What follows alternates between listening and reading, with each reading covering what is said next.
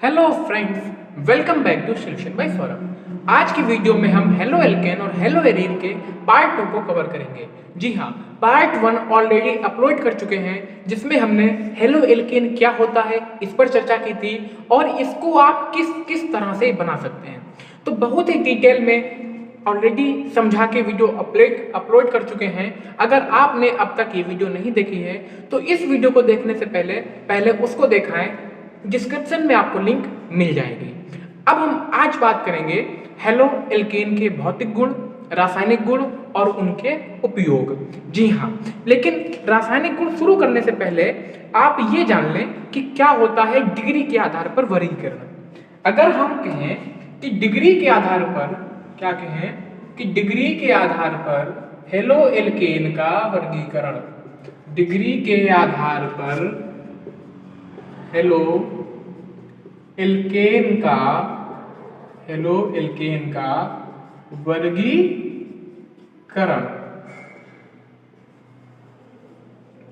तो बच्चों तीन तरह के आपके हेलो एल्केन होते हैं। तो हमारा इसमें होता है 1 degree halide, 1 degree halide, 2 degree halide, 2 degree halide और लास्ट में आपका 3 डिग्री हैलाइड। इसको समझते हैं क्या होता है। इसमें क्या होता है, जब आपका हैलाइड प्राथमिक कार्बन से जुड़ा हो, जब आपका हैलाइड प्राथमिक कार्बन से जुड़ा हो तो इसको 1 डिग्री हैलाइड कहते हैं। जब आपका हैलाइड मतलब हैलोजन द्वितीयक कार्बन से जुड़ा हो, किस कार्बन से जुड़ा हो बच्चे? द्वितीयक कार्बन से जुड़ा हो तो इसको 2 डिग्री हैलाइड कहते हैं। और जब आपका कार्बन मतलब हैलाइड तृतीयक कार्बन से जुड़ा हो तो उसको आप 3 डिग्री हैलाइड कहते हैं। अब इसको समझें कि एग्जैक्ट ये है क्या। जैसे हम आपके सामने 2-3 एग्जांपल लिख रहे हैं। हमने लिखा CH3Br, सपोज इधर भी हमने कुछ लिख दिया दिस वन। इधर हमने लिखा CH3 CH2Br और यहां पे मैंने लगा दिया CH3। ओके, अब किसे हमने लिखा CH3, यहां भी CH3 और यहां भी CH3। क्लियर है? अब इसके डिफरेंस को समझते हैं कि किस बेस पर हम इसमें तुलना कर इसको समझ सकते हैं। ध्यान सुनिएगा, जब हमारा हेलोजन, जरूरी नहीं आपका Br हो, आप Br की जगह पर Cl भी लिख सकते हो, Br लिख सकते हो, I लिख सकते हो, F लिख सकते हो। हेलोजन क्या है इसको हम बहुत विस्तार से ऑलरेडी समझा चुके हैं। जब आपका ब्रोमीन यानी कोई भी हेलोजन प्राथमिक कार्बन से जुड़ा हो तो आपका 1 डिग्री हैलाइड, द्वितीयक से जुड़ा हो तो 2 डिग्री हैलाइड और तृतीयक कार्बन से जुड़ा हो तो 3 डिग्री हैलाइड। ये प्राथमिक, द्वितीयक, तृतीयक है क्या? देखिएगा, तो हम इसको बोलते हैं कि जब आपका हेलोजन किसी ऐसे कार्बन से जुड़ा हो जो कार्बन एक कार्बन से जुड़ा हो तो 1 डिग्री हैलाइड कहते हैं। ध्यान सुनिएगा, बिल्कुल आपको याद हो जाएगा। हमने कहा कि जब आपका कोई भी हेलोजन ऐसे कार्बन से जुड़ा हो, जब आपका हेलोजन ऐसे कार्बन से जुड़ा हो जो कार्बन किसी केवल एक कार्बन से जुड़ा हो, 1 डिग्री हैलाइड कहलाता है। जब आपका हेलोजन किसी ऐसे कार्बन से जुड़ा हो जो कार्बन 2 कार्बनों से जुड़ा हो उसको 2 डिग्री हैलाइड कहते हैं। लास्ट वन, जब आपका हेलोजन किसी ऐसे कार्बन से जुड़ा हो जो कार्बन 3 कार्बनों से अलग अलग जुड़ा हो तो ऐसे परमाणुओं को 3 डिग्री हैलाइड कहते हैं। यानी बिल्कुल सीधी सी बात है, सीधा सा फंडा है कि अगर हमारा कार्बन जो हैलाइड है, अगर हमारा हेलोजन किसी ऐसे कार्बन से जुड़ा है जो एक कार्बन से जुड़ा है वो 1 डिग्री हैलाइड, हेलोजन ऐसे कार्बन से जुड़ा है जो अन्य 2 कार्बनों से जुड़ा है तो 2 डिग्री हैलाइड, और आपका हेलोजन ऐसे कार्बन से जुड़ा हो जो कार्बन अन्य 3 कार्बनों से जुड़ा हो वो 3 डिग्री हैलाइड कहलाता है। यानी इसमें हम देखते हैं कि आपका जो कार्बन है जिससे हेलोजन जुड़ा है वो कितने कार्बनों से जुड़ा है, तो आधार पे हम डिग्री के आधार पर इसका वर्गीकरण कर देते हैं। अब हम बात करते हैं हेलो एल्केन के रासायनिक गुणों की, कि किस प्रकार से ये रासायनिक गुण प्रदर्शित करते हैं। हेलो एल्केन के बनाने की विधियां, बहुत सारी विधियां हमने आपको करा रखी हैं। फिर से हम बोल रहे हैं, अगर आप अभी चैनल पर नए हैं या पुरानी वीडियो नहीं देखी है पार्ट 1 इसका, तो आप डिस्क्रिप्शन में जो आपको लिंक दिख रही है चैनल पे जाके लिस्ट में आप उसको पहले देख के आए, तब आपको ये चीजें और भी अच्छे से क्लियर होंगी।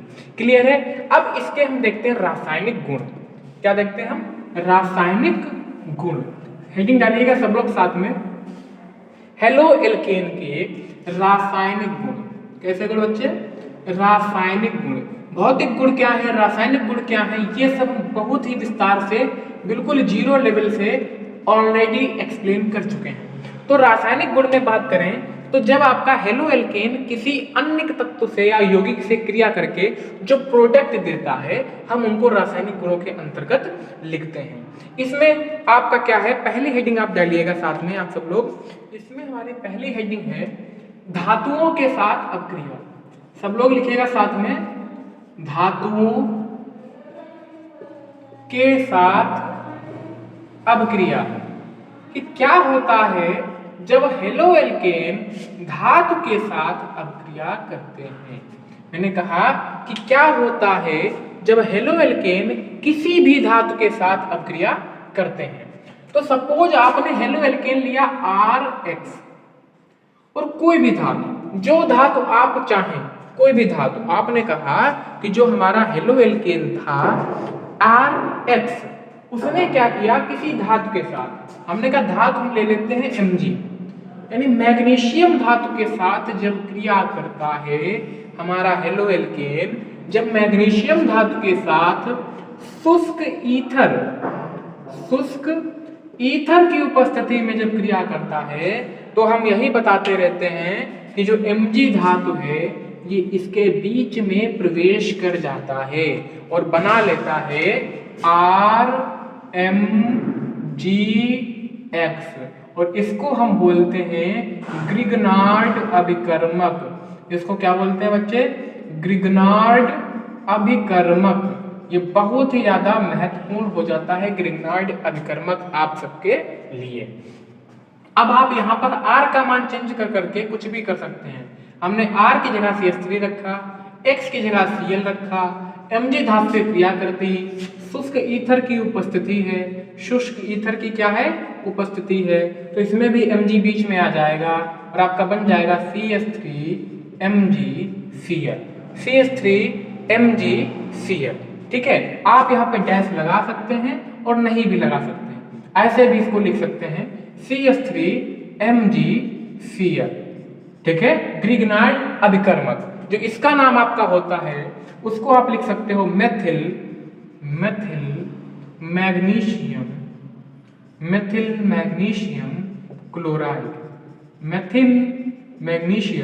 क्लोराइड। अब आप एक रिएक्शन आप लोग बनाइएगा। हमने यहाँ पे C2H5Cl कर दिया, मैग्नीशियम धातु के साथ क्रिया करिए शुष्क ईथर की उपस्थिति में, और जल्दी से कमेंट सेक्शन में मेन उत्पाद बताइएगा कि क्या बनेगा। एग्जाम में ऐसे पूछेगा कि क्या होता है जब एल्किल हैलाइड मैग्नीशियम धातु के साथ क्रिया करता है, तब आपको ये रिएक्शन यहाँ पे लिखनी पड़ेगी। होप आप सबको यहाँ पर समझ में आया होगा। अब हम बढ़ते हैं आगे। ठीक है, आगे बढ़ते हैं। अब किसे हम क्रिया करेंगे? Li के साथ। किस धातु के साथ क्रिया करेंगे हम? Li धातु के साथ, Li। ओके, किस धातु से क्रिया करेंगे हम? Li। लिथियम के साथ हम अब किसे क्रिया करेंगे? किसकी? एल्किल हैलाइड की। क्लियर है? अब हम एल्किल हैलाइड की क्रिया करेंगे बच्चे लिथियम धातु के साथ।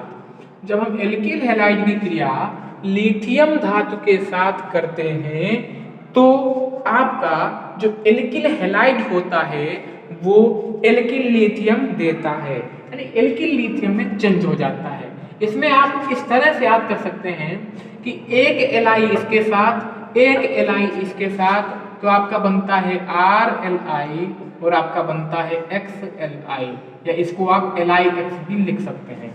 RLi या LiX, ये आपका प्रोडक्ट तैयार होता है। इसमें आप क्या समझे, इस चीज को बहुत अच्छे से थोड़ा समझते हैं। अक्सर बच्चों को डाउट रहता है, वो लिख तो लेते हैं कि Li1 है Li2, एक एक दो हो गए, संतुलित करने के लिए यहाँ पर 2D लगा देंगे, लेकिन वो ये चीज नहीं समझ पाते हैं कि आखिर इसका मतलब क्या है, क्यों हमको बैलेंस करना पड़ा, क्यों हमें अनेक रिएक्शंस में कभी यहाँ पे 4, यहाँ पे 2, यहाँ पर 3 लगाना पड़ता है, और क्यों हमारी काफी सारी रिएक्शंस संतुलित रहती हैं। तो इस चीज को समझने के लिए ये चीज जानिए कि आपके एल्किल हैलाइड का एक कण, एल्किल हैलाइड का एक कण और लिथियम धातु के 2 कण जब आपस में रिएक्शन करते हैं, हमने क्या कहा, जब एल्किल हैलाइड का एक कण और लिथियम के 2 कण आपस में जब संयोग करते हैं, रिएक्शन करते हैं, तब आपके ये अलग अलग 2 प्रोडक्ट प्राप्त होते हैं। यानी जब तक ये 2 कण नहीं होंगे, यानी ये ज्यादा मजबूत है, ज्यादा स्ट्रेंथ है, इसमें ज्यादा ताकत है, तो इसको 2 कण मिलके आएंगे, 2 लोग लड़ने आएंगे इससे, तब जाके इसको तोड़ पाएंगे। क्लियर है? इस तरह से इसको हम चीजों को क्लियर कर सकते हैं, याद कर सकते हैं। इसके नाम लिख लीजिए, इसका नाम है एल्किल लिथियम, एल्किल लिथियम, और LiX को आप कह सकते हैं लिथियम हैलाइड, लिथियम हैलाइड। और हमको पता है कि इसके अंदर की जो रिएक्शंस हैं आप सब लोग कर सकते हैं। हम आपको एक रिएक्शन दे रहे हैं, जल्दी से बनाइए। हमने कहा मेथिल आयोडाइड की क्रिया लिथियम धातु से करिए तो हमको क्या प्राप्त होगा। एग्जाम में पूछेगा क्या होता है जब एथिल या मेथिल हैलाइड की क्रिया या मेथिल आयोडाइड की क्रिया लिथियम धातु से होती है। तो यहाँ पर आपका 2 लगेगा, CH3Li बन जाएगा और Li बन जाएगा। क्लियर है? लिथियम आयोडाइड आपका जो है वो बन के आ जाएगा। अभी तक आपने धातुओं के साथ क्रिया चल रहा है, आपने मैग्नीशियम धातु के साथ क्रिया पढ़ा और लिथियम धातु के साथ पढ़ा है। क्लियर है? बिल्कुल ओके। अब हम बढ़ते हैं और आगे, अब हम करते हैं सोडियम से क्रिया। किस धातु से क्रिया? सोडियम धातु से क्रिया करेंगे। यानी हमारा एल्किल हैलाइड है, ये बहुत ही ज्यादा महत्वपूर्ण है, इसके आगे आप स्टार बना लीजिएगा बच्चे। एल्किल हैलाइड आपका सोडियम धातु के साथ क्रिया करेगा। एल्किल हैलाइड आपका सोडियम से क्रिया करेगा तो क्या बनता है? तो इसमें आप याद कर लीजिएगा, इसमें आपको एल्केन प्राप्त होता है। क्या प्राप्त होता है? एल्केन। एल्केन क्लियर है? तो एल्केन हमारा क्या है? यही R हमारा डबल हो जाएगा, R और NaX के साथ क्रिया करके 2NaX बना लेगा। तो यहाँ पे आपका 2 लगेगा और यहाँ पर भी आपका 2 लगेगा। यानी इसका एक एक कण आपस में क्रिया ही नहीं करेगा, जब इसके 2 कण आपस में रिएक्शन करते हैं तब जाके हमको चीजें या जो हमारा प्रोडक्ट है वो प्राप्त होता है। अब R की जगह हम कर लेते हैं एथिल। हमने सपोज यहाँ पे C2H5Cl लिखा और हमने कहा इसकी Na से क्रिया करिए, तो आपको पता है जो यहाँ पे लिखा हो उसी को आप डबल कर दें। C2H5 और C2H5 को आप डबल कर दें और जो यहाँ पर लिखा हो 2NaCl, यानी 2 कण नमक के बन जाएंगे और C2H5.C2H5, यानी ये आपका बना। इसका क्या नाम है? 4 कार्बन। 4 कार्बनों के आप पढ़ते हैं मेथ एथ प्रोप ब्यूट, ब्यूट पढ़ेंगे वो सिंगल बॉन्ड को एन लगा देते हैं। यानी एग्जाम में पूछेगा कि ऐसे पूछ सकता है क्या होता है जब एथिल क्लोराइड की क्रिया सोडियम धातु से होती है, तो आप कहेंगे ब्यूटेन बनेगा। या दूसरा तरीका ऐसे पूछ सकता है कैसे प्राप्त करोगे, कैसे प्राप्त करोगे एथिल क्लोराइड से ब्यूटेन, कैसे प्राप्त करोगे एथिल क्लोराइड से ब्यूटेन। तो आपका माइंड चलना चाहिए कि एथिल क्लोराइड मतलब 2 कार्बन, ब्यूटेन का मतलब 4 कार्बन, यानी कार्बन डबल हो रहे हैं। तो इसकी हम सोडियम धातु से अगर क्रिया करा दें तो हमारा एथिल क्लोराइड से ब्यूटेन प्राप्त हो सकता है। क्लियर है? बिल्कुल।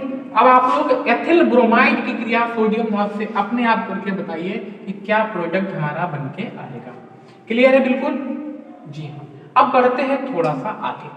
थोड़ा सा आगे बढ़ने पर अब हम कराते हैं इसका अपचयन। क्या कराते हैं हम? अपचयन। अभी तक हम धातुओं के साथ क्रिया कर रहे थे, अपचयन कराते हैं। अब हम हेलो एल्केन का क्या कराएंगे बच्चे? अपचयन कराएंगे। हेलो एल्केन का अपचयन कराएंगे।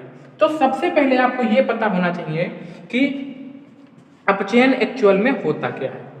अपचयन। तो आप कहीं पर भी लिख लीजिए, अपचयन का अर्थ H का जुड़ना। अपचयन का अर्थ हाइड्रोजन का जुड़ना, यानी आपका हाइड्रोजन जुड़ेगा अगर बात अपचयन की आएगी। हमने क्या किया, RX है, हमने कहा इसका अपचयन कर दें, हाइड्रोजन जोड़ दें। हमने कहा एक H आप R को दे दो, एक H आप X को दे दो, तो आपने कहा सर यहाँ पे 2 आएगा। हमने कहा बिल्कुल सही आपने यहाँ पे बात बताई है, इसमें भी आपका एल्केन बनता है। फॉर एग्जाम्पल हमने यहाँ पर CH3F ले लिया, यहाँ पर हमने 2 हाइड्रोजन ले लिए, आपका यहाँ पर CH4 हो गया और आपका यहाँ पर HF बन गया। हाइड्रोजन फ्लोराइड और मेथेन गैस प्राप्त हो जाती है। क्लियर है बिल्कुल। यानी जब हम हेलो एल्केन का अपचयन कराते हैं तो हमको एल्केन प्राप्त होता है।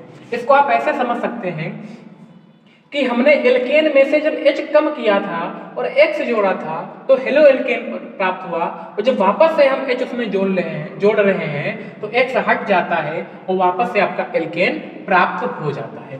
बिल्कुल क्लियर है, कोई डाउट नहीं रहना चाहिए इसमें। क्लियर है बिल्कुल। अब हम बढ़ते हैं थोड़ा सा और आगे। ओके, रासायनिक गुणों की श्रृंखला में थोड़ा सा और आगे बढ़ते हैं। फिर आपका आता है इसमें एक आपकी रिएक्शन जो आती है बहुत ही महत्वपूर्ण है, वो ऐसे पूछ सकता है, उसकी हेडिंग लिख लीजिएगा, आइसोसाइनो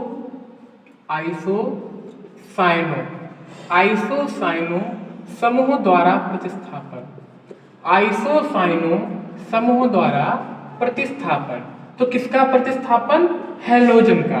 देखते हैं इसको, या आप कह सकते हैं AgCN से क्रिया, AgCN से क्रिया, सिल्वर साइनाइड से क्रिया। बहुत ही ज्यादा महत्वपूर्ण रिएक्शन, इसको समझते हैं। आपका हेलोजन जब AgCN से क्रिया करता है तो आपका क्या बनता है, आपका हेलोजन जब AgCN के साथ क्रिया करता है तो आपका क्या बनता है, और आपका हेलोजन अगर KCN से क्रिया करता है तो क्या बनता है। बहुत ही आप ध्यान से सुनिएगा। आपका हेलोजन किसी भी साइनाइड के साथ क्रिया करे तो इसके लिए हम आपको बता रखे हैं कि पास वाले एक साथ, दूर वाले एक साथ। यानी आपने कहा कि सर हमारा RCN और KX बन जाएगा। हमने फिर से, आप सुनिएगा, फिर से रिपीट कर रहे हैं कि आपका एल्किल हैलाइड या हेलो एल्केन किसी भी साइनाइड से क्रिया करता है, आपका एल्किल साइनाइड प्राप्त हो जाता है। लेकिन सिल्वर के केस में, मोस्ट इंपॉर्टेंट, सिल्वर के केस में जब ये सिल्वर साइनाइड से क्रिया करता है तो चीजें सेम रहती हैं। पास वाला एक साथ मिलकर AgX बनाता है। ये आपका RCN की जगह आपका बना लेता है RNC। क्या बना लेता है, RNC। इसको आप ऐसे भी लिख सकते हो RNC, लेकिन ये आपका मूलभूत है क्योंकि आपका ये अस्थायी यौगिक होता है। और जब इसको आप ऐसे लिख सकते हो, ये आपका स्थायी यौगिक होता है।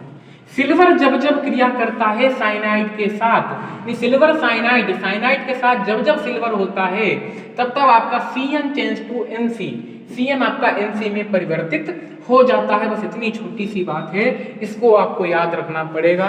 और अब इसको गलत करके आएंगे तो ये बहुत ही गलत बात होगी आप सबके लिए, ठीक है। आप इसको अच्छे से करके आएंगे। अब थोड़ा सा हम चर्चा कर लेते हैं। एल्किल हैलाइड में हो गया, हेलो एल्केन हमने थोड़ा बहुत पढ़ लिया है। अब हम हेलो एरीन की बात करते हैं। फिर दोनों की जो मिक्स रिएक्शंस होंगी उसको बहुत अच्छे से समझ के चैप्टर की समाप्ति करेंगे। पहले हम चर्चा कर लेते हैं हेलो एरीन की। हेलो एल्केन आपने बहुत ही अच्छे से पढ़ा है और ऑलमोस्ट आपने पूरा कवर कर लिया है। कुछ मिसलेनियस रिएक्शंस आएंगी तो उसको पढ़ने से पहले हम समझ लेते हैं हेलो एरीन को, कि हेलो एरीन किस प्रकार से बिहेव करता है और ये क्या है हेलो एरीन, क्या डिफरेंस है हेलो एल्केन और हेलो एरीन में। क्लियर है। अब करते हैं बात हेलो एरीन की। तो ये क्या है, एल्केन आपके एलिफेटिक यौगिक थे, एरीन आपकी एरोमेटिक यौगिक है। इसको हम समझते हैं पहले। आपका बेंजीन जो है, बेंजीन। क्या है बच्चे? बेंजीन। आपने क्या किया? बेंजीन, हेलो एल्केन में आप क्या कर रहे थे? आप एल्केन में से एक हाइड्रोजन को कम करके हेलोजन जोड़ रहे थे, तो आपका बन गया था हेलो एल्केन। क्लियर है? लेकिन आप इसमें एल्केन की जगह बेंजीन रिंग का प्रयोग करते हैं। बच्चे बेंजीन रिंग आप इनसे परिचित हो गए, इनको हम बहन जी बोलते हैं। ये है आपकी बेंजीन रिंग। इसके हर एक कोने पे H उपस्थित होता है। इसके हर एक कोने पे क्या उपस्थित होता है? H उपस्थित होता है। और जब इसी से एक H निकाल लेते हो और इसी को एक X दे देते हो, तो आपका जो बनता है C6H5X, हम इसी को बोलते हैं बच्चे हेलो एरीन या एल्किल हैलाइड। ठीक है? हेलो एरीन या क्लियर है बिल्कुल? जी हाँ। अब इसको भी समझते हैं। एक H आपने निकाल के X जोड़ दिया, एक H निकाल के आपने H जोड़ दिया, यानी यहाँ पर भी H है, यहाँ पर भी H है, यहाँ पर भी H है, और आपने यहाँ पर क्या जोड़ दिया बच्चे? X जोड़ दिया। ये आपका हो गया हेलो एरीन। इसमें आप चाहे गोला बना सकते हैं, चाहे इसमें सिंगल बॉन्ड 1 1 प्रदर्शित करके ऐसे भी लिख सकते हैं। ये आपका है हेलो एरीन। होप आपको क्लियर हुआ होगा। अब हम इसकी भी कुछ रिएक्शंस, इसकी भी कुछ बनाने की विधियां देखते हैं, फिर आगे बढ़ते हैं। इसके अगर प्रकारों की बात करें तो 2 प्रकार के होते हैं। इसकी अगर हम प्रकारों की बात करें तो ये 2 प्रकार के होते हैं हेलोजन समूह के आधार पर। इसको थोड़ा सा समझ लेते हैं। इसके जब हम प्रकार की बात करते हैं तो ये प्रकारों के आधार पर 2 प्रकार के होते हैं, पहला और दूसरा। पहला जो आपका प्रकार होता है उसको बोलते हैं एरिल हैलाइड। क्या बोलते हैं? Aryl halide. जो दूसरा टाइप होता है उसको बोलते हैं बच्चे एरिल्किल हैलाइड। ये आपका 1 नंबर में क्वेश्चन बन सकता है, तो इसको थोड़ा सा कवर कर लेते हैं। क्या है एरिल हैलाइड और क्या है आपका एरिल्किल हैलाइड? क्लियर है? तो इसको देखते हैं। जब आपका हेलोजन सपोज ये आपकी बेंजीन रिंग है, इस बेंजीन रिंग पर हेलोजन अगर सीधे सीधे जुड़ा है, इस बेंजीन रिंग पर अगर हेलोजन सीधे सीधे जुड़ा है, तो इसको आप बोलते हो एरिल हैलाइड। लेकिन अगर इसी बेंजीन रिंग पर आपका जो हेलोजन है वो किसी कार्बन की श्रृंखला के माध्यम से जुड़ा हो, किसी कार्बन की श्रृंखला के माध्यम से जुड़ा हो, सीधे नहीं जुड़ा हो, तो उसको एरिल्किल हैलाइड बोलते हैं। क्लियर है बिल्कुल? हमने कहा कि जब आपका हेलोजन सीधे बेंजीन रिंग से जुड़ा हो तो उसे एरिल हैलाइड कहते हैं, और जब आपका हेलोजन सीधे बेंजीन रिंग से ना जुड़ा होकर किसी कार्बन की श्रृंखला से जुड़ा हो तो उसको हम एरिल्किल हैलाइड बोलते हैं। क्लियर है? अब इसके बनाने की हम कुछ विधियां देखते हैं। हेलो एरीन या एरिल्किल हैलाइड, एरिल हैलाइड के बनाने की विधियां। एरिल हैलाइड या हेलो एरीन बनाने की विधियां। हम बार बार क्यों हेलो एरीन या एरिल हैलाइड बोल रहे हैं? क्योंकि आपको सबसे ज्यादा प्रॉब्लम नाम में ही होती है। आपको रिएक्शंस क्लियर होती हैं, रिएक्शंस याद होती हैं, बट आप नाम भूल जाते हो, तो आप वहीं पे चीजों को गलत करके आते हैं। तो अब करते हैं एरिल्किल हैलाइड का निर्माण। तो पहला है आपका हैलोजनीकरण। पहला क्या है बच्चे आपका? हैलोजनीकरण। हैलोजनीकरण से आप हेलो एरीन को बना सकते हैं। क्या करेंगे इसमें? हम एक बेंजीन लेंगे और उस बेंजीन की क्रिया क्लोरीन से करेंगे। बेंजीन की क्रिया क्लोरीन से करेंगे तो हमारा हेलो एरीन प्राप्त हो जाता है। बेंजीन की क्रिया हम क्लोरीन से करेंगे तो हमारा हेलो एरीन प्राप्त हो जाता है। देखते हैं क्या है ये रिएक्शन। हमने यहां पर एक अपनी बेंजीन रिंग ली। इस बेंजीन रिंग की क्रिया हमने क्लोरीन से कर दी।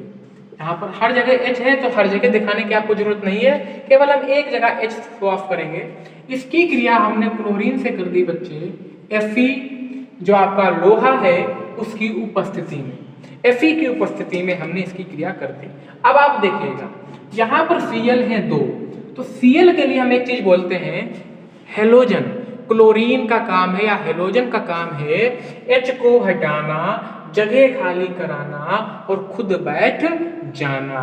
फिर से सुनिएगा, इस क्लोरीन का काम है H को हटाना, जगह खाली कराना और खुद बैठ जाना।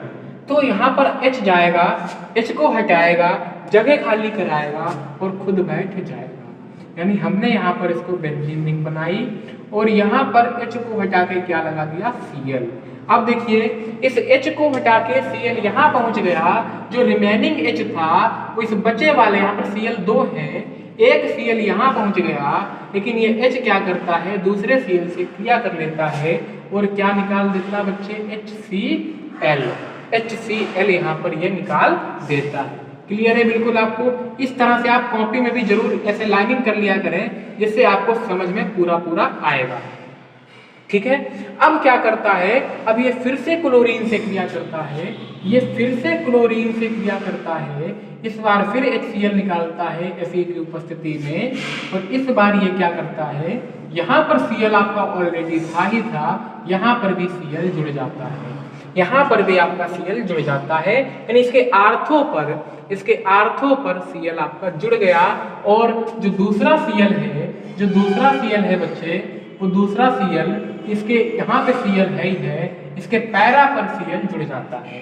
क्लियर है? यानी एक बार ये बनाएगा आपका आर्थो डाइक्लोरो हेलोएरीन, है ना, आर्थो डाइक्लोरो हेलोएरीन, या इसका नाम ये कह सकते हो आर्थो डाइक्लोरो बेंजीन, इसका नाम आप कह सकते हो पैरा डाइक्लोरो बेंजीन। एक बार आर्थो पर, एक बार पैरा पर। क्लियर है? होप आपको ये वीडियो समझ में आई होगी।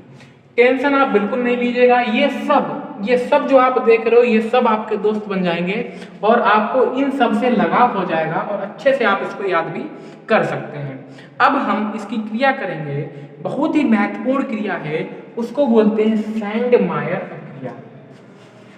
पेपर में हर साल आना ही आना है, इसको बिल्कुल मार्क करके रख लीजिए। आपको 4-5 रिएक्शन हम बताएंगे, उन 4-5 रिएक्शंस में से 2-3 रिएक्शन 100% किसी न किसी रूप से आपको एग्जाम में देखने को जरूर मिल जाएंगी। उसमें से पहली रिएक्शन जो है वो है सैंडमायर अभिक्रिया। वो रिएक्शन है बच्चे सैंडमायर अभिक्रिया, इसको हम बोल देते हैं सैंडलमार अभिक्रिया, जिससे बच्चे को चीजें को रिलेट रहता है और वो भूलते नहीं है। तो किसी बच्चे से पूछो वो यही कहता है क्या ये भी हमारे सिलेबस में था। तो सैंडमायर अभिक्रिया देखते हैं कैसे बनी। हमने क्या किया, बेंजीन डाइएजोनियम क्लोराइड, हमने क्या किया, बेंजीन डाइएजोनियम क्लोराइड, इसको हमने CuBr HCl या C2Cl HCl या CuCnHCl के साथ करा दी तो आपको हेलोएरीन प्राप्त हो जाता है। देखिए क्या, तो सर क्या बोल रहे हो आप, तो इसको इस तरह से समझते हैं। पहले इसको हम लिखा देते हैं जिससे आपको चीजें काफी क्लियर हो। यहां पर हम आपको लिखा देते हैं टर्म में, क्या लिखें, benzene diazonium chloride, benzene diazonium chloride को, बेंजीन डाई एजोनियम क्लोराइड को क्या करिया हमने, इसकी अभिक्रिया है उस CuBr HCl, या तो हमने क्या किया CuBr HCl के साथ या CuCl HCl के साथ जब हमने कराई तो हमको हेलोएरीन प्राप्त होता है। की अभिक्रिया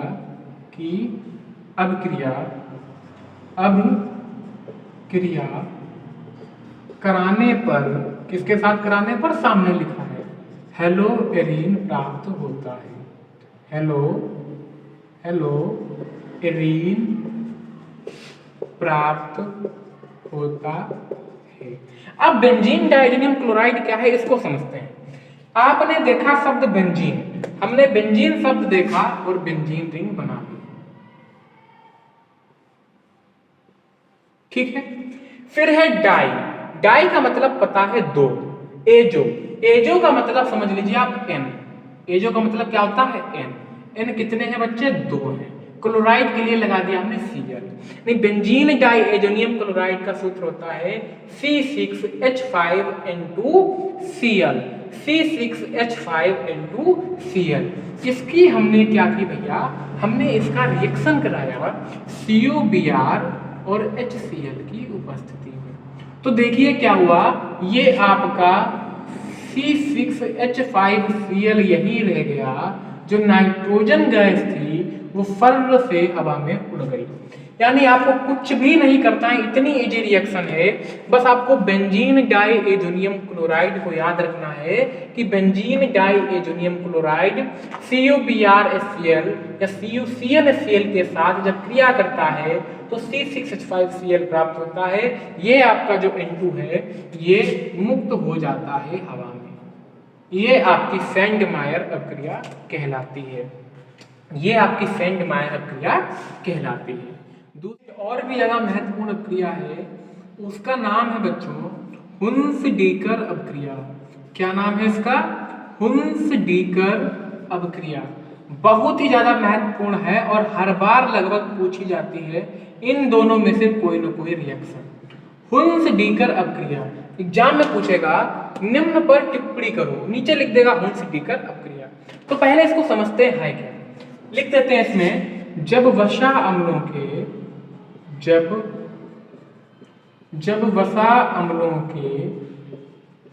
सिल्वर लवण, सिल्वर मतलब चांदी, रजत, सिल्वर लवण ब्रोमीन के साथ CCl4 कार्बन टेट्राक्लोराइड की उपस्थिति में क्रिया करते हैं तो हेलोएरीन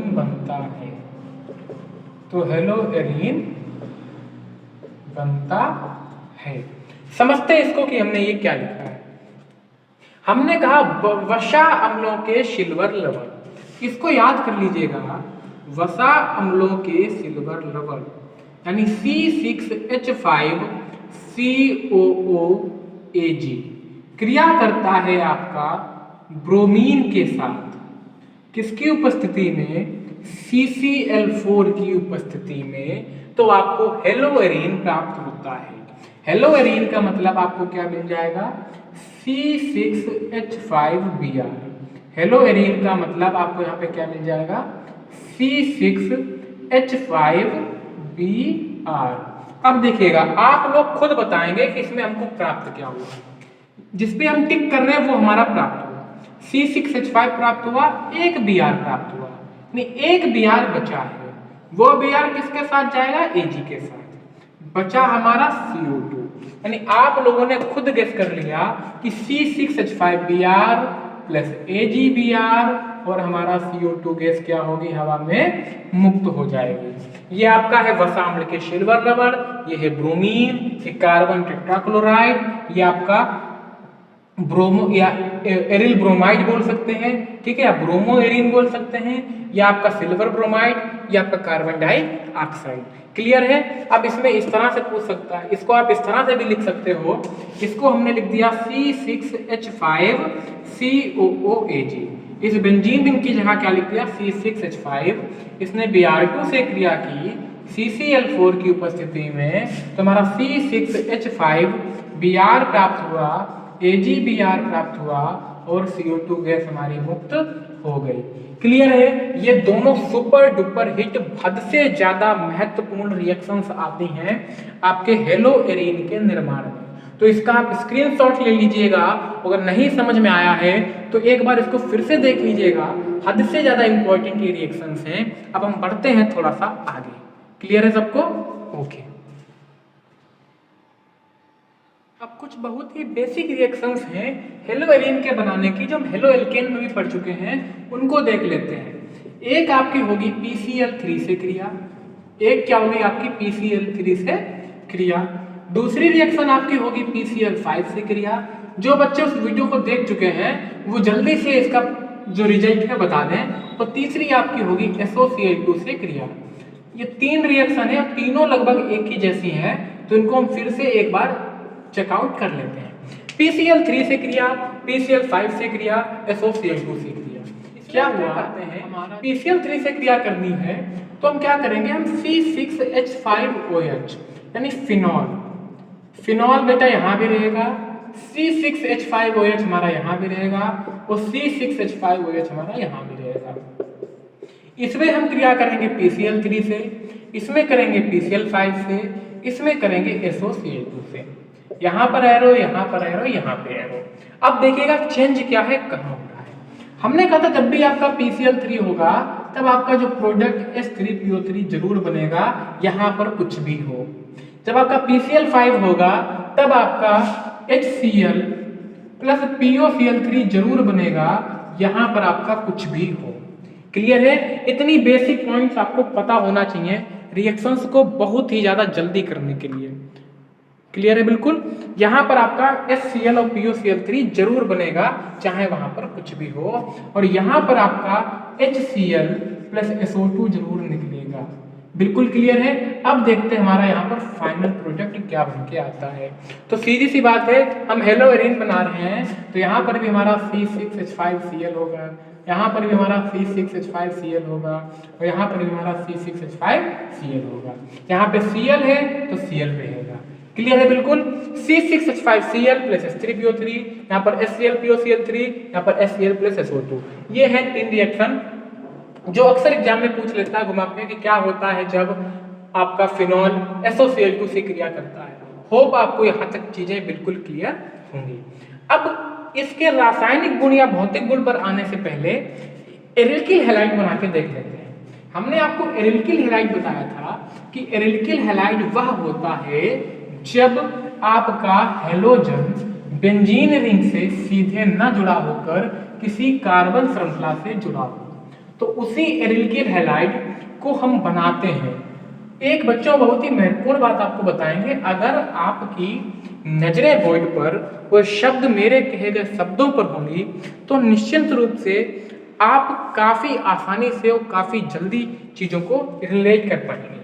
ठीक है, अब हम करेंगे एरिल्किल हैलाइड बनाएंगे। एरिल्किल हैलाइड का निर्माण, एरिल्किल हैलाइड का निर्माण, एरिल्किल हैलाइड का निर्माण हम करने जा रहे हैं तो उससे पहले आपको टॉलुइन से मिलना पड़ेगा। टॉलुइन क्या है? C6H5CH3, इसको हम बोलते हैं टॉलुइन। इसको क्या बोलते हैं बच्चे? टॉलुइन। ठीक है, आपको बनाना है एरिल्किल हैलाइड। अब आपने कहा टॉलुइन, टॉलुइन की क्रिया आपने बच्चे किससे कर दी? क्लोरीन से कर दी। आपको पता है कि Cl का काम है H को हटाना, जगह खाली कराना और खुद बैठ जाना। ये इसने क्या किया? इस H को हटाया। देखो 3 H थे तो एक H को हटाया तो क्या बचा? CH2। एक H को हटाया, जगह खाली कराया और खुद बैठ गया। जो H को हटाया वो यहाँ पर इस Cl के साथ क्रिया करके क्या निकल दिया? इसने HCl बना दिया। ये देखिए, यही तो है आपका एरिल्किल हैलाइड, यही तो है आपका एरिल्किल हैलाइड। कि आपको हमने बताया था कि एरिल्किल हैलाइड वे होता है जिसमें हमारा हेलोजन बेंजीन रिंग से सीधे न जुड़ा होकर किसी श्रृंखला से जुड़ा होता है। लेकिन अब भी इसको चैन नहीं, अब फिर से क्लोरीन से क्रिया करेगा, फिर से HCl निकालेगा और अब की से बच्चे यहाँ पर, अब की से यहाँ पर एक H बचेगा और Cl 2 हो जाएंगे और फिर से यही प्रोसेस सेम होगा और अब की से यहाँ पर एक भी H नहीं बचेगा और यहाँ पर Cl3 बन जाएगा। यानी हम इसका क्लोरीनीकरण कर रहे हैं टॉलुइन का। एक Cl ने अटैक किया तो एक H कम हुआ, Cl बढ़ा, फिर Cl ने अटैक किया तो एक H और कम हुआ, Cl और बढ़ गया, फिर Cl ने अटैक किया, H एक भी नहीं बचा, Cl 3 हो गए। नहीं, क्लोरीनीकरण की क्रिया तब तक चलती रहती है जब तक H बचाता है। जब जब H होगा तब तब Cl H पर अटैक करके उसको खत्म कर देगा। यहाँ तक आपका ये पूरा समाप्त होता है। अब हम बात करते हैं बच्चे, अब हम बात करते हैं इनके भौतिक गुणों की। भौतिक गुण में क्या होता है, आप क्वथनांक वगैरह जानते हो, इनका हिमांक क्या होता है, इन सब चीजों पर हम चर्चा करते हैं। तो भौतिक गुण में जैसे क्या है, ये रंगहीन द्रव होते हैं। हेलोएरीन कैसे हैं, रंगहीन द्रव होते हैं, कार्बनिक विलायकों में घुल जाते हैं, जल में अघुलनशील होते हैं। और क्वथनांक के बढ़ते क्रम की बात करें, क्वथनांक की बढ़ते क्रम में बात करें तो आपका ये वाला जो होगा वो क्वथनांक के बढ़ते क्रम की बात करें तो इस तरह से आएगा, फिर आपका Cl आएगा, फिर आपका Br आएगा, फिर उसके बाद आपका आयोडीन आएगा। यानी क्वथनांक के बढ़ते क्रम की बात करें तो आपका ये होता है सबसे, मतलब क्वथनांक के घटके क्रम की बात हो रही है यहाँ पर। क्वथनांक का क्रम जो है वो C6H5F का क्वथनांक सबसे कम, फिर Cl, फिर Br, फिर I का। अब हम इनके रासायनिक गुण पर आते हैं। रासायनिक गुण इसके बहुत ज़्यादा महत्वपूर्ण हो जाते हैं और इसकी 3 रिएक्शंस जो एक साथ होती हैं और लगभग एक ही तरह होती हैं वो और भी ज़्यादा महत्वपूर्ण हो जाती हैं। लेकिन उससे पहले हम चर्चा करते हैं OH समूह द्वारा प्रतिस्थापन की, और इसमें सबसे पहली हेडिंग आती है सोडियम हाइड्रोक्साइड से क्रिया। इसमें बच्चे पहले हेडिंग आती है NaOH से क्रिया। NaOH से क्रिया करता है आपका हेलोएरीन। तो क्या होता है, हमारा क्या हुआ, C6H5Cl ने NaOH से क्रिया किया तो आपका C6H5OH बन गया, C6H5OH बन गया और NaCl आपका निकल गया। सेम इसमें भी चीजें रिपीट हो गई कि पास पास वाले एक साथ, दूर दूर वाले एक साथ। ये बहुत ही आसान रिएक्शंस में से एक है NaOH से क्रिया। दूसरी बात करते हैं हम अमोनिया से क्रिया, NH3 से क्रिया। दूसरी रिएक्शन बच्चे आती है अमोनिया से क्रिया कि क्या होता है जब आपकी हेलोएरीन अमोनिया से क्रिया करती है। हेलोएरीन अमोनिया से क्रिया करती है। C6H5Cl किससे क्रिया करेगी बच्चे, अमोनिया से। हमको पता है कि Cl हमेशा H पर अटैक करता है तो HCl निकल गया, और जब H निकल गया तो आपका C6H5NH2 बना। और जो ये प्रोडक्ट आप देख रहे हो कि बहुत ही ज्यादा महत्वपूर्ण प्रोडक्ट है, इसका नाम होता है एनिलीन। क्या नाम होता है, एनिलीन। इसमें भी क्या है, एक H यहाँ अटैक कर दिया और C6H5NH2 बचा, एक H जो है यहाँ से ले गया और C6H5NH2 आपका प्राप्त हो जाता है। ये आपकी जो क्रिया है वो NH3 से क्रिया और आपके इनसे क्रिया है। अब हम फिर से चर्चा करते हैं Cl समूह के द्वारा।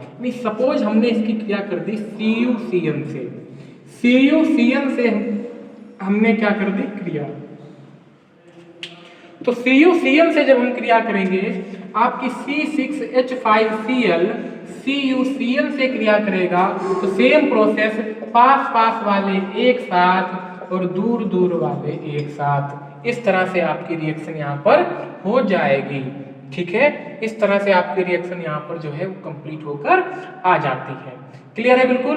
अब हम जैसे कि करें AgCl से, अगर हम यहाँ पे लिख दें कि इसने जो रिएक्शन की है AgCl से क्रिया की है, किससे की है, AgCl से क्रिया की है, तो अभी हम आपको बता चुके हैं शुरुआत में ही कि जब AgCl से क्रिया होता है तो क्या होता है, यहाँ पर आपका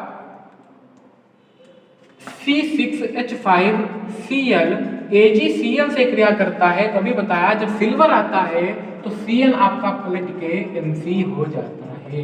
इस चीज को आपको यहाँ पर याद रखना पड़ेगा। ये रिएक्शंस हैं आपकी जो आपके रासायनिक गुणों में आती हैं और इम्पॉर्टेंट जो है वो रोल प्ले करती हैं। अब दो चीजें और ज्यादा पूछता है आपसे, नाइट्रीकरण, हेलोजनीकरण और सल्फोनीकरण। इन तीनों को भी एक साथ देखते हैं। क्लियर है बिल्कुल। जब आप इस वीडियो को पूरा देख लेंगे तो इस टॉपिक से रिलेटेड एक भी ऐसा कंटेंट नहीं बचेगा, एक भी ऐसी चीज नहीं बचेगी जो आपको आती नहीं होगी। तो बहुत ही धैर्य रखिएगा और वीडियो को पूरी देखिएगा जिससे आपको चीजें यहाँ पर समझ में आनी शुरू हो जाए। अब हम इसमें सबसे पहले चर्चा करेंगे हैलोजनीकरण की। सबसे पहले हम चर्चा करेंगे हैलोजनीकरण कि क्या होता है हमारा हैलोजनीकरण। तो बहुत ही ध्यान से सुनिएगा। आपने क्या किया, हेलोएरीन को लिया। क्या किया आपने, हेलोएरीन को लिया। हेलोएरीन को आपने लिया और इसका आप करा रहे हो हेलोजनीकरण, यानी हेलोएरीन में आपने फिर से हेलोजन से क्रिया करा दी। हेलोएरीन की आपने फिर से हेलोजन से क्रिया करा दी FeX3 की उपस्थिति में, FeCl3 की उपस्थिति में। तो देखिए क्या होता है, आपकी बेंजीन रिंग 2 बना लीजिए। कितनी बेंजीन रिंग बना लीजिए, 2 बेंजीन रिंग आप यहाँ पे बना लीजिए। यहाँ पर भी X लगा दीजिए, यहाँ पर भी X लगा दीजिए। सेम चीज आपने लिख दिया। 2 हेलोजन यहाँ पर हैं, तो एक बार हेलोजन यहाँ पे जोड़ दीजिए, एक बार हेलोजन को यहाँ पर जोड़ दीजिए। इस पूरे प्रोसेस को बोलते हैं हेलोजनीकरण। इसके नाम की बात करें तो 1,2 die hello benzene, 1,2 die hello benzene. इसके नाम की बात करें तो 1,4 डाई हेलो बेंजीन, क्योंकि यहाँ पर ये 1 है, ये 2 है, ये 3 है, ये 4 है, ये 5 है, ये 6 है। तो 1 पर है हेलोजन और 4 पर है हेलोजन। हेलोजन 2 बार है तो 1,4, ये हेलोजन 2 बार है, कहाँ कहाँ, 1 पर और 4 पर, तो 1,4 डाई हेलो बेंजीन। हेलोजन 2 है भैया, कहाँ कहाँ पर है, 1 पर है और 2 पर है, तो 1,2 die hello benzene. Next heading आपकी आती है सल्फोनीकरण। नेक्स्ट हेडिंग आपकी आती है बच्चे सल्फोनीकरण। तो सल्फोनीकरण में क्या होता है, बहुत ही आसान सी रिएक्शन है। आप क्या करिए, आप यहाँ पर क्या करिए, हेलोएरीन को बना लीजिए। हेलोएरीन को बनाने के बाद इसकी क्रिया कर दीजिए H2SO4 के साथ में। H2SO4 के हमने साथ में इसकी क्या कर दी, रिएक्शन कर दी। आपका यहाँ से जल निकल जाता है और फिर से वही प्रोसेस हमको करना है कि 2 हमको बेंजीन रिंग बना लेनी है, 2 बेंजीन रिंग हमको यहाँ पे बना लेनी है। एक जगह यहाँ पर भी X रहेगा, यहाँ पर X रहेगा। जब यहाँ पर आप H2O निकाल लोगे, जब आप यहाँ पर H2O निकाल लोगे तो देखिए H2 गया, O बचा, यहाँ पर बचेगा SO3 और H हर जगह होता ही होता है। तो यहाँ पर आपका SO3H यहाँ बनता है, SO3H आपका यहाँ पर प्राप्त हो जाता है। फिर इसके IPAC के नाम बात करते हम, तो इसका आईपीएसीकरण होता है 2 हेलो बेंजीन सल्फोनिक अम्ल। इसका नाम होता है 2 हेलो बेंजीन सल्फोनिक अम्ल, 2 हेलो बेंजीन सल्फोनिक अम्ल। और इसका नाम होता है बच्चे 4 हेलो बेंजीन सल्फोनिक अम्ल, 4 हेलो बेंजीन सल्फोनिक अम्ल। क्लियर है बिल्कुल। और एक चीज और याद रखिए, ये केवल 20% बनता है, ये 80% अपक्रिया में प्राप्त होता है। ठीक है। अब आपका आता है नाइट्रीकरण। नाइट्रीकरण को आप लोग स्वयं करेंगे, बस इसमें हम क्या बताएं, एक हिंट आपको दिए दे रहे हैं। नाइट्रीकरण में क्या होता है, नाइट्रीकरण में क्या होता है, नाइट्रीकरण में आप क्रिया करते हो HNO3 से। नाइट्रीकरण में आप क्रिया करते हो बच्चे HNO3 से। तो आपके दोनों तरफ जो लगता आके तो NO2 समूह आर्थो पे लगेगा और NO2 समूह ही पैरा पर लगेगा। यानी एक बार NO2 यहाँ पर आएगा, एक बार NO2 यहाँ पर आ जाएगा। ये आपका था हेलोजनीकरण, सल्फोनीकरण और नाइट्रीकरण। क्लियर है बिल्कुल। होप आपको इन सब में अब कोई भी अभी प्रॉब्लम नहीं बची होगी। अब बढ़ते हैं हम आगे। ओके, बढ़ते हैं हम आगे। एक दो अन्य महत्वपूर्ण रिएक्शंस में आपकी जो रिएक्शन आती है वो एक है फ्रीडल-क्राफ्ट्स अभिक्रिया। क्या है बच्चे, फ्रीडल-क्राफ्ट्स अभिक्रिया। क्या है बच्चे, फ्रीडल-क्राफ्ट्स अभिक्रिया। तो क्या होता है फ्रीडल-क्राफ्ट्स अभिक्रिया, देखते हैं। इसमें आप क्या करते हो, इसमें आपने क्या किया, बेंजीन लिया। क्या लिया, हेलोएरीन। बेंजीन का हेलो व्युत्पन्न यानी हेलोएरीन लिया। इस हेलोएरीन की क्रिया आपने CH3Cl से कर दी। इस हेलोएरीन की क्रिया आपने CH3Cl से कर दी। निर्जल AlCl3 की उपस्थिति में। तो फिर से आप यहाँ पर बच्चे दो बेंजीन रिंग बना लेंगे, दो बेंजीन रिंग बना लेंगे, यहाँ पर X रहेगा, यहाँ पर X रहेगा। एक बार CH3 आर्थो पे लगा दीजिए, एक बार CH3 पैरा पे लगा दीजिए, ठीक है। इसको आप लिखेंगे आर्थो हेलो एसिटोफिनॉल, सॉरी इसको आप बोलेंगे ortho hello toluene, ortho hello toluene, और इसको आप बोलेंगे पैरा हेलो टॉलुइन, इसको आप बोलेंगे आर्थो हेलो टॉलुइन, और इसको आप बोलेंगे पैरा हेलो टॉलुइन। क्लियर है बिल्कुल, आर्थो हेलो टॉलुइन और पैरा हेलो टॉलुइन। लेकिन एग्जाम में कभी कभी ऐसे पूछ लेता है कि फ्रीडल क्राफ्ट, एग्जाम में कभी कभी पूछ लेता है फ्रीडल क्राफ्ट एसिटिलीकरण, एसिटिलीकरण, एसिटिलीकरण, फ्रीडल क्राफ्ट एसिटिलीकरण अभिक्रिया, फ्रीडल क्राफ्ट एसिटिलीकरण अभिक्रिया। तो ये भी कुछ नहीं है बच्चों, बस थोड़ा सा चेंज कर देंगे, इसमें ही बता देते हैं आपको जिससे समझ में आएगा। CH3COCl, तब आप क्या कर देंगे CH3COCl, और जब CH3CO होगा तो यहाँ पर भी आ जाएगा CH3CO, यहाँ पर भी आ जाएगा CH3CO, और इसका जो नाम हो जाएगा ortho halo aceto, ortho halo acetophenol, ortho halo acetophenol. तब इसका क्या नाम हो जाएगा आर्थो हेलो एसिटोफिनॉल, इसका नाम हो जाएगा पैरा हेलो एसिटोफिनॉल। देख रहे हैं आप चीजों को, जब आप रिएक्शंस पढ़ते हो तो वही रिएक्शंस बार बार रिपीट होती हैं, और एक चीज आपको अनेक जगह काम में आती है, ठीक है। अब हम बढ़ते हैं और आगे ऐसी रिएक्शंस जो आप पढ़ चुके हो। फिर सबसे लास्ट में हम DDT का निर्माण भी करेंगे, जो बहुत ही ज्यादा महत्वपूर्ण है आपके एग्जाम के पॉइंट ऑफ व्यू से, ठीक है। अब लगभग आपका चैप्टर पूरा समाप्ति की ओर है, पर कुछ उन रिएक्शंस की बात कर लें जो आपने जस्ट अभी अभी पढ़ चुके हैं। जैसे पहले रिएक्शन आती है Mg से क्रिया, पहली रिएक्शन क्या आती है बच्चे Mg से क्रिया, तो सेम अभी ये रिएक्शन हम लोग पढ़ चुके थे। दूसरी रिएक्शन बच्चे आएगी आपकी अपचयन, दूसरी रिएक्शन कौन सी आएगी आपकी अपचयन, Mg से क्रिया आएगी और दूसरी होगी अपचयन। पहले इन दो को हम देखते हैं, ठीक है। Mg से जब क्रिया करते हैं तो हमने बताया था आपका C6H5Cl जब Mg से क्रिया करेगा तो Mg बीच में आ जाता है, आपका बन जाएगा C6H5MgCl। इसको ही हम ग्रिग्नॉइड अभिकर्मक कहते हैं, इसको भी हम ग्रिग्नॉइड अभिकर्मक कहते हैं। लेकिन जब आप हमने कहा था जब आप अपचयन करते हो तो अपचयन का मतलब होता है हाइड्रोजन का जुड़ना, तो आपका यहाँ पर बेंजीन वापस से प्राप्त हो जाएगा। ये बहुत ही इंपॉर्टेंट रिएक्शन है। आपको वापस से क्या मिल जाता है बच्चे, आपको वापस से बेंजीन प्राप्त हो जाता है, वापस से क्या प्राप्त हो जाता है आपको बेंजीन प्राप्त हो जाता है। एक और रिएक्शन यहाँ पे देख लेते हैं, वो होती है उलेमान अपक्रिया। कौन सी रिएक्शन होती है बच्चे, उलेमान अपक्रिया। कभी कभी पूछ लेता है, इतना इंपॉर्टेंट नहीं है, लेकिन जब भी आएगा तो 100% आ सकता है।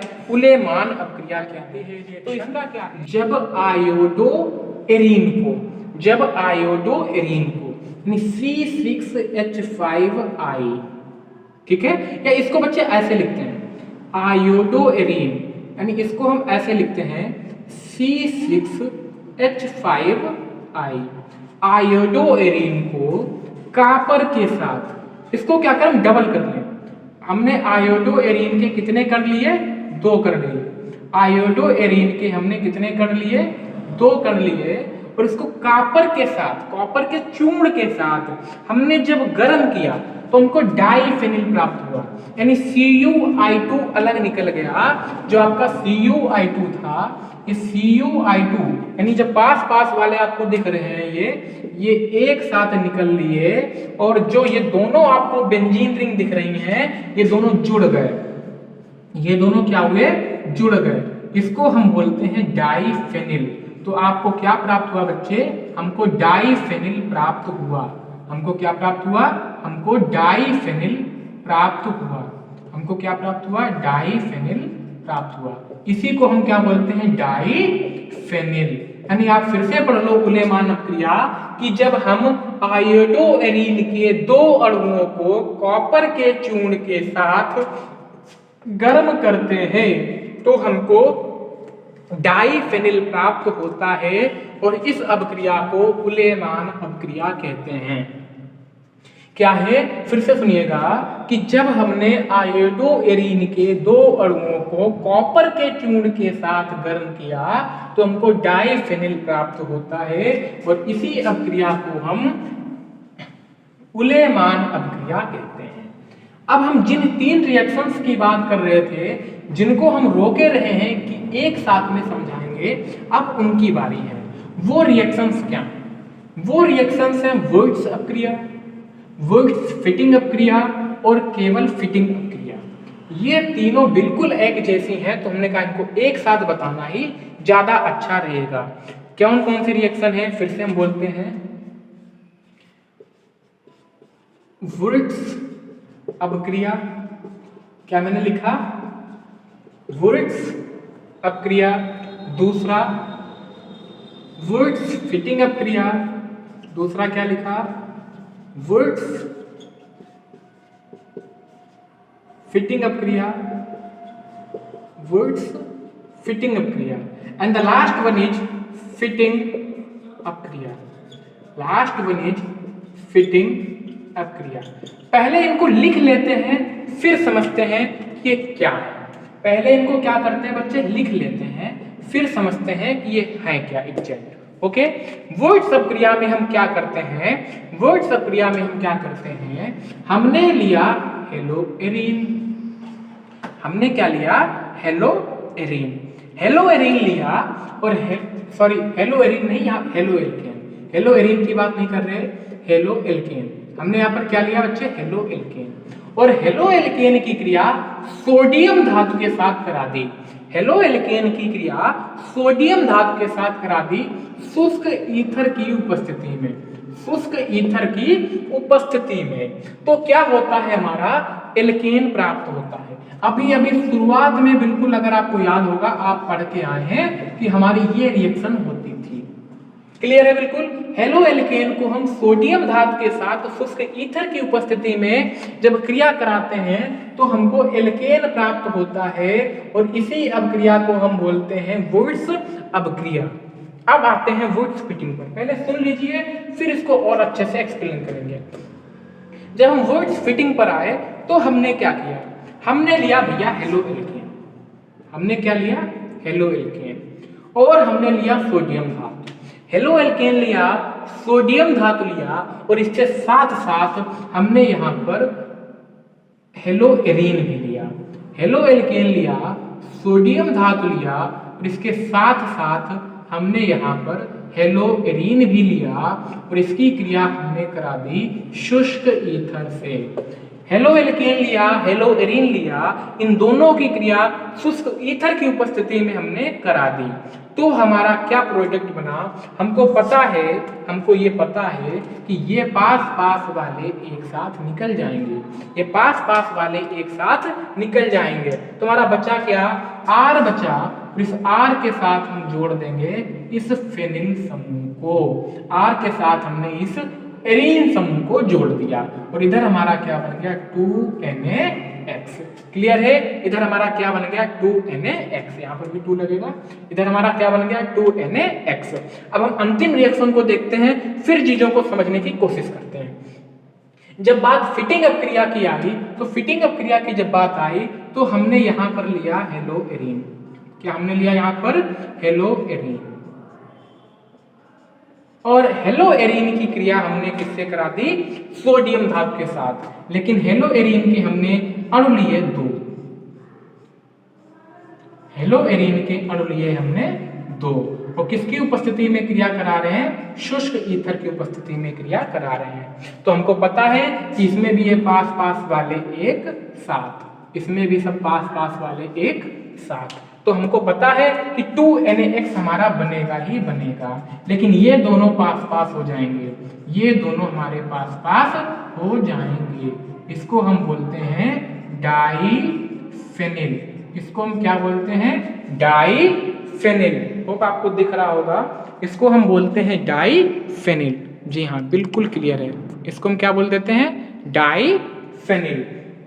यानी वुड्स अपक्रिया में, यानी हमने क्या किया, वुड्स अपक्रिया में हेलो एल्केन के दो अणु सोडियम धातु से क्रिया कर दें। वुड्स फिटिंग अपक्रिया में हेलो एल्केन और हेलो एरीन के कण सोडियम से क्रिया करते हैं, और फिटिंग अपक्रिया में केवल हेलो एरीन के कण ही क्रिया करते हैं। इससे हमने निष्कर्ष ये निकाला कि जब वुड्स की बात की जाती है तो वहां पर हेलो एल्केन होता है, जब फिटिंग की बात की जाती है तो वहां पर हेलो एरीन होता है। यहाँ पर वुड्स और फिटिंग दोनों थे, इसलिए एल्केन और एरीन दोनों आए। बिल्कुल क्लियर है, आपको 1% का भी डाउट नहीं रहना चाहिए इस फिटिंग अपक्रिया, वुड्स अपक्रिया या वुड्स फिटिंग अपक्रिया में। बच्चे इतना ज्यादा कंफ्यूज हो जाते हैं कि वो आता होता है फिर भी गलत कर देते हैं। फिर से ध्यान से सुनिएगा, वुड्स अपक्रिया में हमने हेलो एल्केन की सोडियम के साथ क्रिया कराई, एल्केन बना। हमने फिटिंग अपक्रिया में दोनों एरीनों की क्रिया करा दी सोडियम के साथ, और वुड्स फिटिंग अपक्रिया में एक एल्केन और एक एरीन की क्रिया कराई। बिल्कुल क्लियर होना चाहिए पॉइंट टू पॉइंट। अब इस चैप्टर की अंतिम लास्ट और सबसे महत्वपूर्ण परिभाषा, डीडीटी का निर्माण। डीडीटी की फुल फॉर्म ही बहुत पूछी जाती है, निर्माण तो आप छोड़ ही दीजिए। ऐसे आता है, निम्न पर टिप्पणी करो, डीडीटी लिखा होगा, या ऐसे एग्जाम आता है डीडीटी क्या है, इसका बनाने की विधि लिखिए। ठीक है, तो आते हैं हम डीडीटी पर। किस पे आते हैं,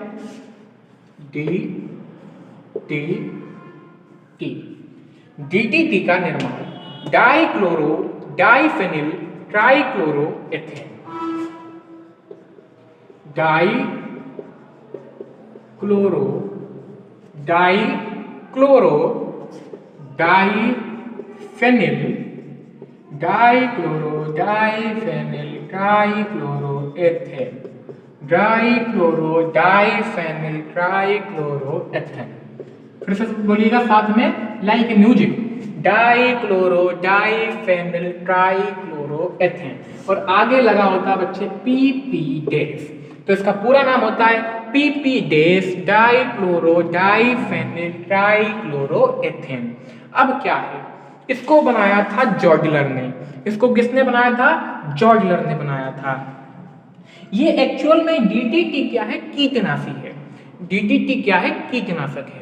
यानी क्या होता था कि जब फसलों में कीड़े मकोड़े लग जाते थे तो किसान डीडीटी का छिड़काव कर देते थे, जिससे कीड़े मकोड़े खत्म हो जाते थे, हमारी फसल सुरक्षित रह जाती थी। लेकिन डीडीटी एक ऐसा यौगिक है जो कई सालों तक अपना अस्तित्व बनाए रखता है। यानी एक बार किसान ने यूज कर लिया, कीड़े मकोड़े खत्म हो गए, लेकिन उसकी उपस्थिति मिट्टी में कई सालों तक बनी रहती थी और मृदा की उर्वरकता को ये प्रभावित करता था, जिससे अपने भारत सरकार ने डीडीटी का इंडिया में बैन कर दिया। डीडीटी का यूज अब इंडिया में नहीं होता है, क्योंकि इसके साथ साथ फसल को भी बड़ी मात्रा में हानि होती थी, और वो फसलों के साथ जहर हम इंसानों में, जानवरों में भी ये काफी प्रभावित करता था। तो अब हम इसी डीडीटी का निर्माण करते हैं। ये सफेद रंग का चूर्ण होता है और पानी में ये अभिलय होता है। तो डीडीटी का निर्माण करने के लिए हमने क्लोरल लिया। क्या लिया हमने, क्लोरल। क्लोरल को समझते हैं, हमारा जो क्या है CCl3CHO, इसको हम बोलते हैं क्लोरल। इसको हम क्या बोलते हैं, क्लोरल। तो डीडीटी बनाने के लिए 1 मोल हमने लिया क्लोरल और 2 मोल हमने लिए मोनोक्लोरोबेंजीन। 2 मोल हमने लिए क्लोरोबेंजीन के। अब ध्यान से समझिएगा, हमने 2 मोल लिए क्लोरोबेंजीन के, यानी 1 क्लोरोबेंजीन और दूसरा मोल भी हमने किसका ले लिया, क्लोरोबेंजीन का। ये आपके 2 मोल क्लोरोबेंजीन के और 1 मोल हमने लिया क्लोरल का। इसको इस तरह से लिख सकते हैं OHCCCl3। अब ये करेगा रिएक्ट। अब ये क्या करेगा, रिएक्ट। किसकी उपस्थिति में करेगा, सांद्र H2SO4 की। सांद्र H2SO4 की उपस्थिति में रिएक्ट करेगा। अब देखिए, इसको जोड़ना है। इसमें Cl को हम यहाँ लिख लें, Cl को हम कहाँ लिख लिए, यहाँ लिख लिए। और हमको पता है कि बेंजीन रिंग के हर एक कोने पर H होता है। तो अब आप इसमें भी वही प्रोसेस लगा देंगे कि पास पास वाले एक साथ, तो आपका क्या निकल गया, ये H2O निकल गया। किसी को कोई डाउट? अब इन दोनों को जोड़ना है, इन दोनों को जोड़ना है। ये दो प्रोडक्ट ऐसे बचे, इनको ऐसे लिख दो Cl और इसको भी ऐसे लिख दो C। देखिए जब यहां पर H था तो ये अलग से पूरा यौगिक बना था, यहां पर H हट गया तो ये क्या हुआ कि ये दोनों के जो सिंगल बॉन्ड थे कुछ इस तरह से आके मिले, दोनों के सिंगल बॉन्ड थे कुछ इस तरह से आके मिले, बचा हमारा CHCCl3। तो जो हमारा बचा CHCCl3 ये आपका हो गया DDT, इसको ही हम पूरा बोलते हैं DDT। अब इसको हम एक इधर रफली फिगर बना लें यहाँ पर अच्छे से, जिससे आप अच्छे से समझ पाओ। इस तरह से हमने क्लोरीन को जोड़ा है, इस तरह से हमने फिर से क्लोरीन को, मतलब यहाँ पर आपका हेलो एल्केन को जोड़ा है, और यहां पर हमने क्या किया, CHCCl3 को जोड़ दिया। यही यौगिक आपका कहलाता है DDT, पिप्पिडेस डाइक्लोरो डाइफेनिल ट्राइक्लोरोएथेन। होप आपको ये पूरा चैप्टर बहुत अच्छे से समझ में आया होगा, होप आपको ये पूरा चैप्टर समझ में आया होगा। अगर आपने ये पूरी वीडियो देखी है, इसके पार्ट 1 पार्ट 2 दो भागों में इसको अपलोड कर रखा है, तो आपको पूरा चैप्टर समझ में आया होगा। अगर आपने पार्ट 1 नहीं देखा है तो अभी जाके देख लीजिए जाके, इसके बाद आपको इस चैप्टर को दोबारा पढ़ने की जरूरत नहीं पड़ेगी। थैंक यू वेरी मच, बने रहिए सॉल्यूशन बाय सौरभ के साथ। जल्दी ही मिलते हैं किसी अन्य टॉपिक के साथ नई वीडियो को लेकर, जैसा कि आप सजेस्ट करेंगे। थैंक यू वेरी मच, बने रहिए सॉल्यूशन बाय सौरभ के साथ। जल्दी ही मिलते हैं नेक्स्ट वीडियो में। Thank you, love you.